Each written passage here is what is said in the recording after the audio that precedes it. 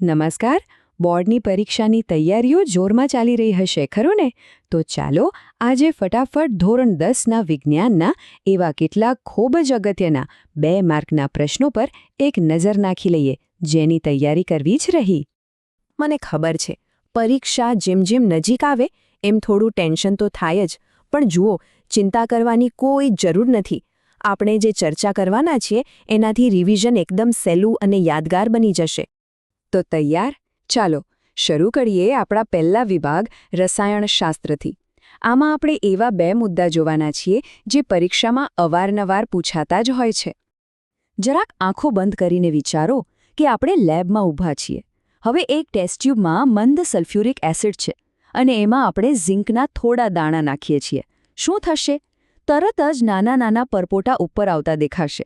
આ પરપોટા બીજું કંઈ નહીં પણ હાઇડ્રોજન ગેસ છે. અને બસ આ જ સાબિતી છે કે કેમિકલ રિએક્શન ચાલુ થઈ ગયું છે. અને આ રહ્યું એ પ્રક્રિયાનું સમીકરણ જે ખાસ યાદ રાખવાનું છે. Zn + H2SO4, જેમાંથી બને છે ZnSO4 અને હાઇડ્રોજન ગેસ છૂટો પડે છે. બસ આટલું સિમ્પલ સમીકરણ લખવાના પૂરા માર્ક્સ મળી શકે છે. તો આની બરાબર મગજમાં ફિટ કરી દેજો.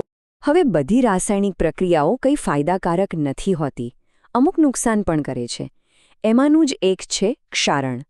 સાવ સાદા શબ્દોમાં કહીએ તો જ્યારે કોઈ ધાતુ હવા, પાણી કે ભેજના સંપર્કમાં આવે અને ધીમે ધીમે ખવાવા લાગે, એને ક્ષારણ કહેવાય. આનું સૌથી બેસ્ટ ઉદાહરણ આપણા ઘરમાં લોખંડને જે કાટ લાગે છે ને, એ જ. તો સવાલ એ છે કે આ કાટને રોકવો કઈ રીતે? એના માટે 2 એકદમ સહેલા રસ્તા છે. પહેલો, એ ધાતુ પર રંગ લગાવી દો, એટલે હવા અને ભેજ સીધા સંપર્કમાં ન આવે. અને બીજો રસ્તો છે ગેલ્વેનાઇઝિંગ, એટલે કે લોખંડ પર ઝિંકનું એક પાતળું પડ ચડાવી દેવાનું. બસ આટલું કરવાથી લોખંડ બચી જાય છે. ચાલો કેમિસ્ટ્રી લેબમાંથી બહાર આવીને હવે આપણા પોતાના શરીરની અંદર એક ડૂબકી મારીએ. જીવવિજ્ઞાનના વિભાગમાં આપણે શરીરની 2 અદ્ભુત પ્રણાલીઓ વિશે સમજવાના છીએ. ધમની અને શિરા. આ બંને આપણા શરીરમાં લોહી પહોંચાડવાનું કામ કરે છે, પણ બંનેમાં બહુ મોટો ફરક છે. જુઓ, ધમનીઓ હૃદયમાંથી શુદ્ધ એટલે કે ઓક્સિજનવાળું લોહી શરીરના જુદા જુદા ભાગો સુધી લઈ જાય છે, અને આ કામ પ્રેશરથી થતું હોવાથી એની દિવાલ જાડી હોય છે. એનાથી બિલકુલ ઊંધું, શિરાઓ શરીરમાંથી અશુદ્ધ લોહી પાછું હૃદય તરફ લાવે છે, એટલે એમની દિવાલ પાતળી હોય છે. બસ આ 3 મુદ્દા યાદ રાખશો એટલે બધું ક્લિયર. ક્યારે એવું થયું છે કે કશું વિચાર્યા વગર જ શરીર એની જાતે કોઈ કામ કરી લે? બસ એને જ કહેવાય પરાવર્તી ક્રિયા. આ આપણા શરીરનું એકદમ ફાસ્ટ ઓટોમેટિક રિસ્પોન્સ છે. આપણું મગજ વિચારે કે શું કરવું એ પહેલાં તો શરીર એક્શન લઈ લે છે. આનું સૌથી સારું ઉદાહરણ જોઈએ. માની લો કે ભૂલથી કોઈ ગરમ તપેલીને હાથ અડી ગયો.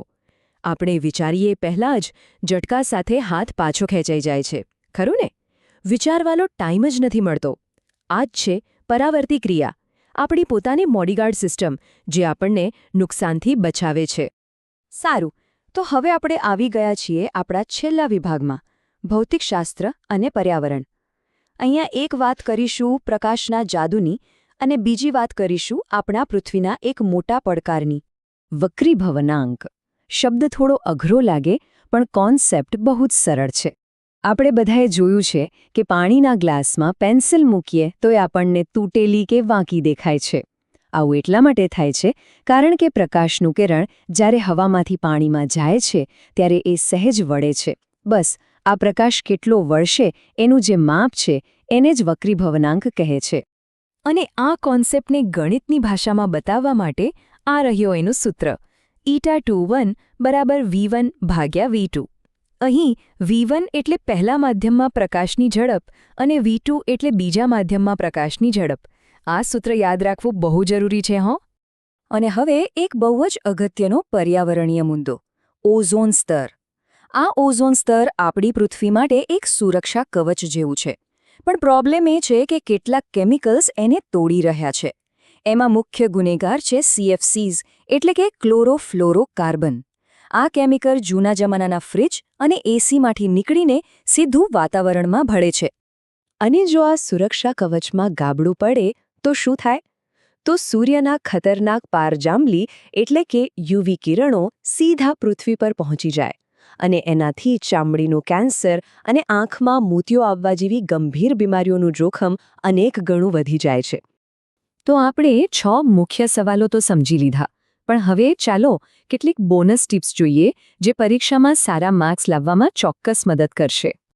આ 2 વાતો ખાસ ધ્યાનમાં રાખજો. પહેલું, જ્યાં પણ શક્ય હોય ત્યાં પેન્સિલથી એકદમ ચોખ્ખી અને નામવાળી આકૃતિ દોરો. એનાથી જવાબ બહુ પ્રભાવશાળી લાગે છે. અને બીજું, 2 માર્કના સવાલમાં ઓછામાં ઓછા 4 મુદ્દા લખવાની કોશિશ કરો. આમ કરવાથી માર્ક્સ કપાવવાનો કોઈ ચાન્સ જ નહીં રહે.